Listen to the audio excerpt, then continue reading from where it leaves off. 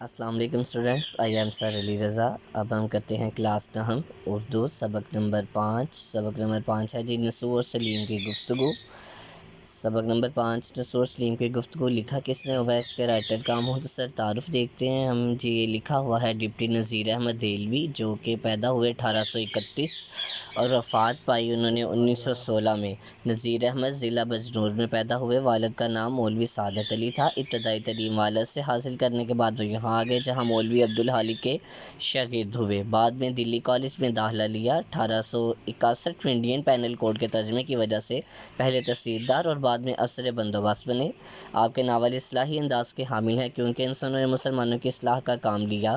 نذیر احمد دہلوی کا شمار اردو کے ارکان خمسہ میں سے ہوتا ہے۔ آپ اردو کے پہلے ناول نگار ہیں۔ آپ کے ناولوں میں میرات العروس، بنات النشر، توبۃ النصوح، فسانہ مبتلا اور ابن الوقت زیادہ اہم ہیں۔ یہ تھی اسٹوڈنٹس ان کی تصانیف۔ اب تصانیف کے بعد ہم دیکھتے ہیں اس کے مشکل الفاظ کے معنی۔ آموختہ سبق، بالہانہ اوپر کا کمرہ، بسر و چشم سر آنکھوں پر، بھلے بانس شریف آدمی، پھڈی جوتی نیچی ایڑی کا جوتا، شطرنج ایک امیرانہ کھیل کا نام جس کے 6 مہرے ہوتے ہیں، عمر دراز لمبی عمر، گنجفہ ایک کھیل کا نام، معقول مناسب، منزلہ درمیانہ یعنی درمیانے قد کا۔ یہ تھے جی مشکل الفاظ۔